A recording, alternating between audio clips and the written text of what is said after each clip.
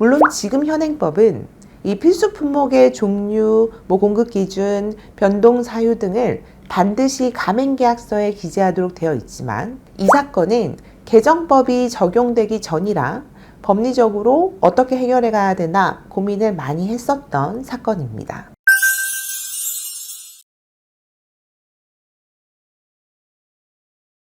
안녕하세요. 법무법인 숲의 송윤 변호사 가맹거래사입니다. 오늘 다뤄볼 내용은 1심에서 전부 패소를 하고 가맹 전문 변호사를 찾아 저희 법무법인 숲에 찾아주셨던 사건입니다.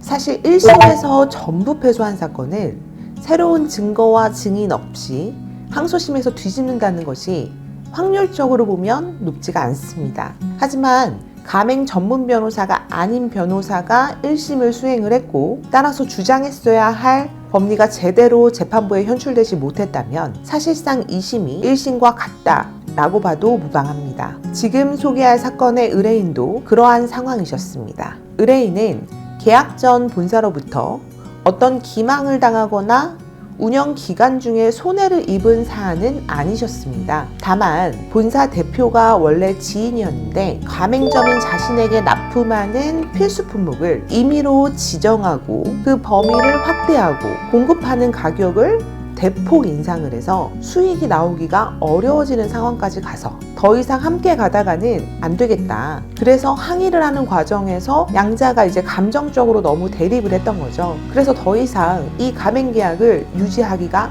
어려우신 상황이었습니다. 본사는 어떤 품목은 심지어 75%까지 공급 가격을 올리기도 했습니다. 저희 의뢰인은 간절히 가맹계약의 해지를 원했지만 본사는 거절을 했고요. 계약 기간이 너무 많이 남아있다 보니까 답답하셨던 거죠. 이 사건 기록을 면밀히 검토를 했고 본사의 위법 행위를 찾아서 해결 방법을 안내를 드렸습니다. 이 사건 계약을 보면 가맹점주는 가맹 본사가 정해놓은 일부 식자재에 대해서 반드시 본사로부터 공급받아서 사용해야 된다 라고만 기재가 되어 있었습니다. 그리고 본사는 당시에 정보공개서가 등록되어 있지 않았기 때문에 등록된 정보공개서를 계약 전에 제공하지 않았다라는 점을 꼬집었습니다. 통상 필수 품목의 종류 등은 이 정보공개서에 기재가 되어 있지만 당연히 이를 받지 못하셨고 별도로 이에 대한 설명도 받지 못하셨던 거죠. 물론 지금 현행법은 이 필수 품목의 종류, 공급 기준, 변동 사유 등을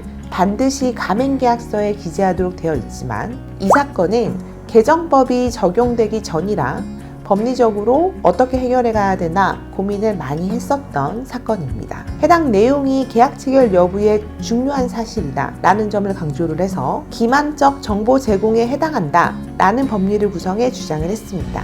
저희가 기만적 정보 제공과 관련한 승소 판례, 법리 등을 좀 정치하게 이 사안에 맞게 정리를 해서 재판부를 설득을 했습니다. 결국 법원은 1심을 파기하고 본사의 기만적 정보 제공 행위, 즉 위법 행위를 인정을 해서 의뢰인이 입은 손해를 일부 배상하라 라고 판결을 했습니다. 다행히 의뢰인은 이 계약에서 벗어날 수 있게 됐죠.